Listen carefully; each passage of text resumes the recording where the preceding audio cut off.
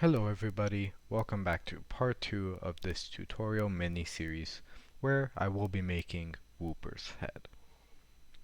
So now, in our scene, we should already have our Wooper body. We have our body, our tail, and our feet. If you don't already have these, please refer back to the previous tutorial, but there should also be a .blend file with this already done in our Google Drive if you want to check that out.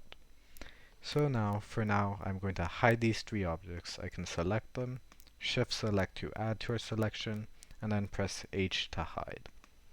What I'm going to do next is I'm going to snap to Y mode, and I'm going to press Shift A, add a mesh, and then cube. So now we have our cube in our scene, and I can then go to edit mode, and as we were discussing, if you remember on the first day, we talked a little bit about topology and about edge loops, and how we can use Alt to select edge loops. Well, what we were talking about, we're going to do something very similar to that, is that we're going to be adding another edge loop around this cube, parallel to the ZY axis. And if you forget, remember, we can look at our axis over here, so we're going to create a cut parallel to the ZY plane. So we can do that by doing Control R, and then we should see, if you go near an edge, a yellowish preview of where the cut will be. So we can left click, and you should see we can drag it around, however we want it to be in the absolute center, so we'll right click to reset the position, left click to confirm. So now we have a cut down the center, and what we can do next is Shift select all the vertices on the negative x side of our axis. We can then press delete vertices, and now we have half a cube. So what we're going to be doing here is we're going to be mirroring over this mesh to the other side. So if we go to add modifier, we can then in the search bar search for mirror and then select that. And very important, make sure we have our full cube. If not, I would check our axis. It may be that you deleted the vertices on the wrong side, and that when we mirror over our x-axis, it may not show up for you properly. So I'm going to select clipping, and I'll briefly show you what happens if we don't, is that these points in the center will not be linked. So we can drag them apart, and you'll see we can see inside our cube, but we want them to be connected, so I'll do Control Z, and then select clipping, and now you'll see we can't drag them apart. So now I'll exit edit mode and add a subdivision surface with 2 levels. So I'll select our cube and then do Control 2. And you'll see we get a capsule-like shape in the middle of our screen. And once again, don't forget to save as we go throughout this tutorial. So then we can go down and turn off optimal display.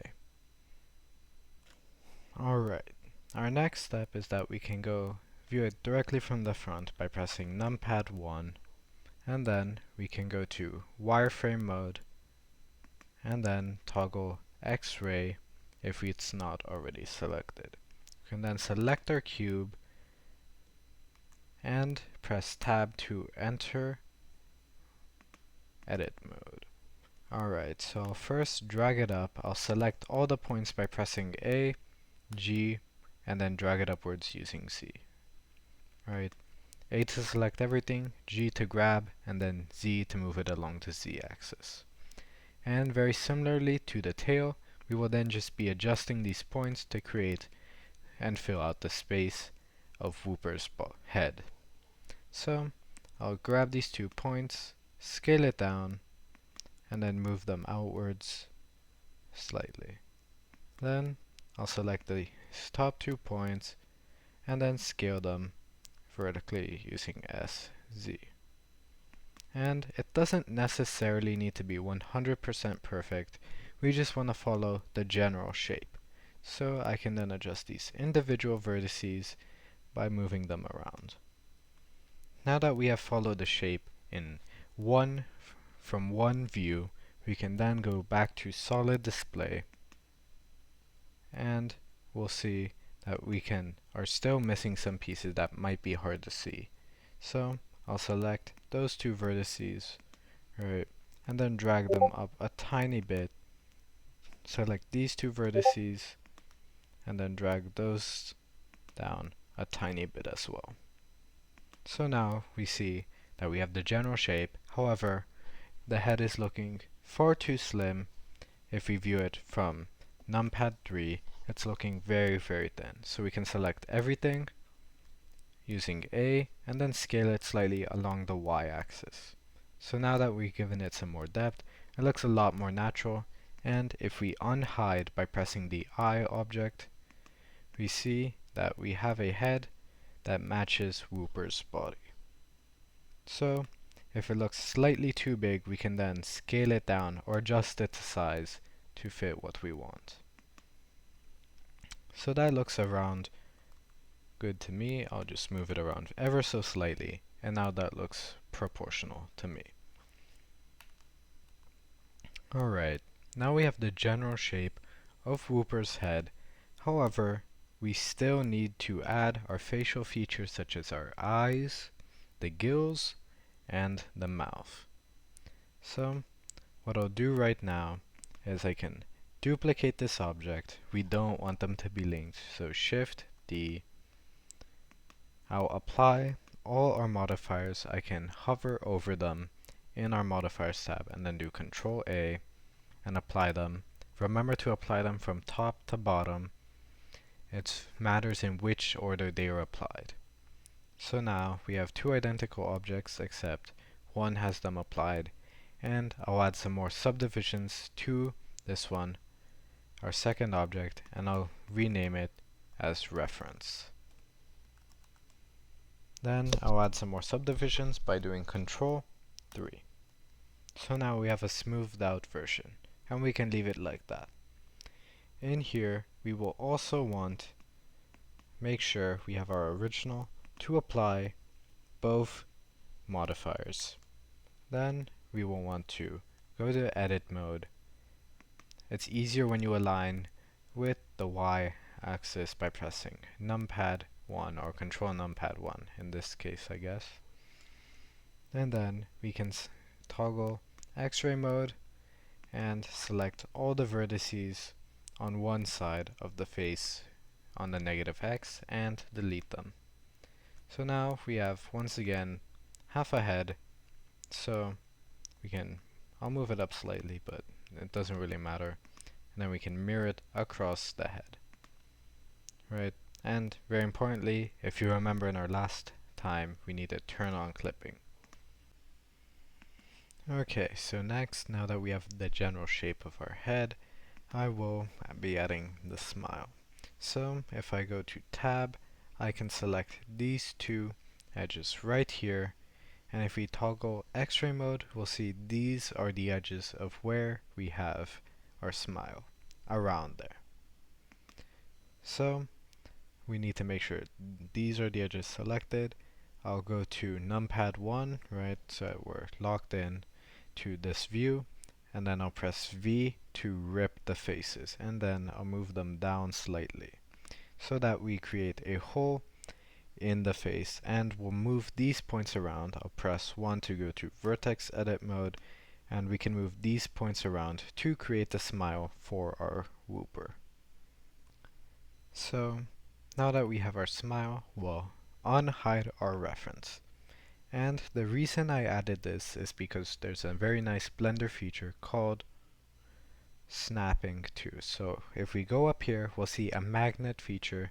We can turn it on, and if we go down to the drop down menu, we can go here and select face.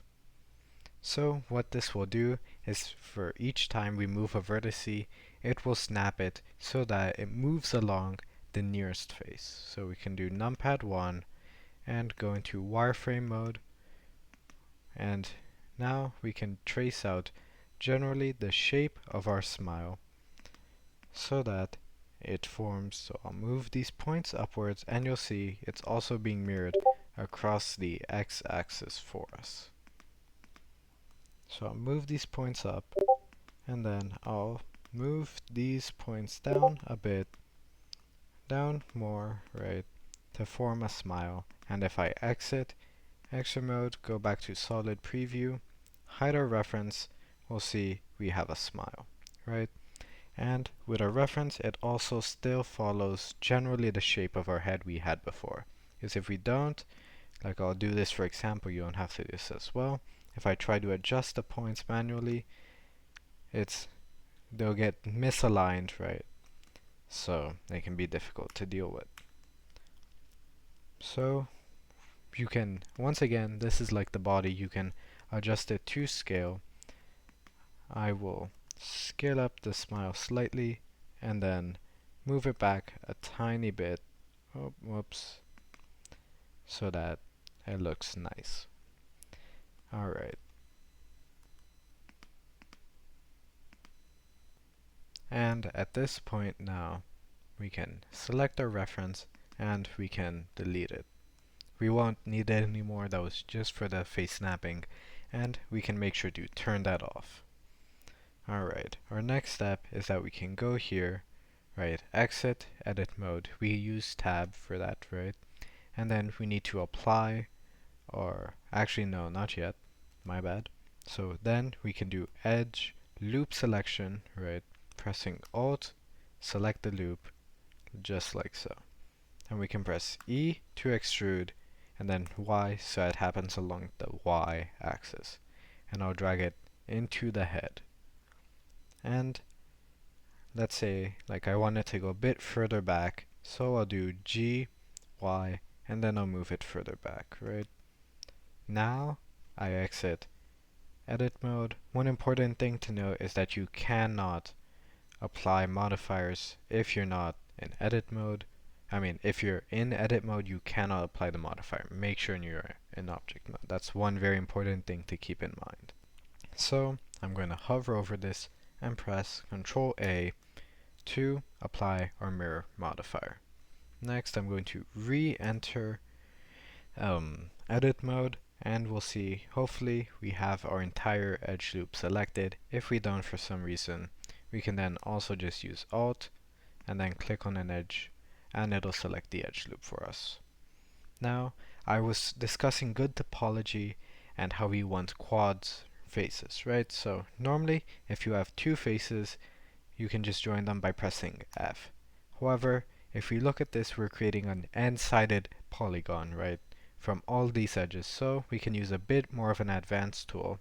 So I'll undo that and then press Ctrl F to bring up this menu. And then right below fill, we can see grid fill, and that's the one we want to hit. So this will give us a few more options. We can open up the menu down here in the bottom left, and I'll adjust the span to be 2 so that we get a nice looking polygons, right? And now we have quads, and it's looking a bit nicer, a bit friendlier than before.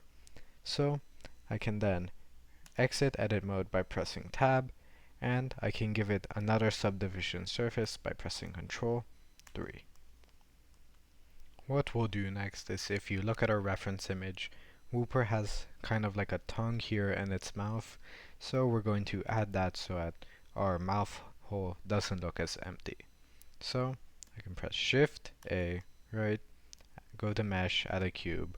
I'm sure you're all familiar with this. Add a third level subdivision, Control 3, my bad. Scale it down, and then I'll move it slightly upwards so it's lying in the mouth. Then I'll scale it along the x-axis, S, X, right? Move it outward so that it fills the mouth. And then I can go to object mode by pressing tab, and I'll adjust the vertices first, right? I'll turn on x-axis mirroring by going to the top right butterfly, right? Selecting that. And then I'll move these bottom two vertices inwards so that they're not protruding from the face. Then I'll go to edge select, and I'll move these edge backwards slightly by using G, Y, moving it back, and then I'll move this one forward, select it, G, Y, move it slightly forward. And then I guess I'll move the entire thing forwards just a slight bit. And remember, I'm doing these in reference to my own. Yours will look slightly different, so feel free to adjust it so it looks natural for yours. This is more of like a general instructions and not a rigid guide. So I'll move it forward slightly, and that's looking a lot better. So I can then exit edit mode, and now we have almost everything for the face, but we're still missing two very important features. First of all are our eyes, and then the gills. So first of all, I'll start out by doing the easier of the two objects by adding eyes. So I'll go to Shift A, Mesh, and then add a UV sphere. So we can then scale it down, and I'll go back to numpad 1, wireframe mode, and then toggle X-ray, and I'll scale it down slightly to around the size of the eye and the position of the eye using this. However, I'll make it slightly bigger since the eyes are small in this reference image. So then I'll go back to viewport shading, and I can move it forward so it protrudes just like so. I also go up here and move it, and this is so that it looks natural. I'll scale it down a tiny bit, and that looks about good to me. So now we need to mirror it to the other side, so I can go here, add a mirror modifier, and you'll see nothing happened. This is because we're mirroring about the object origin, and as you can see, the object origin is in the center of it, so like I'll demonstrate, you don't need to do this, but if I move it, you'll see they're both there, they're just one on top of the other. So I can then mirror and select to mirror it across this object, and now we have both eyes. Alright, the last feature we're missing are the gills, so we can get started on those. First, I'll go to Shift A, Mesh, and then add a plane. I'll move it off to the side just slightly so it's easier to work with using GX. I'll go to Edit Mode, make sure I'm at vertices or else this will not work properly, and press M to merge and at center. So all this really did is collapse it into, so now we have a single vertice right there.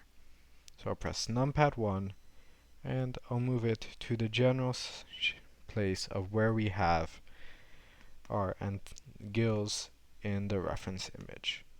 And while in edit mode, I'll extrude it to trace the general shape of what the gills look like by pressing E, moving it forward, and then making sure I have a vertice there so I can extrude it to make each of the two branches on the gill, and then once again the two branches.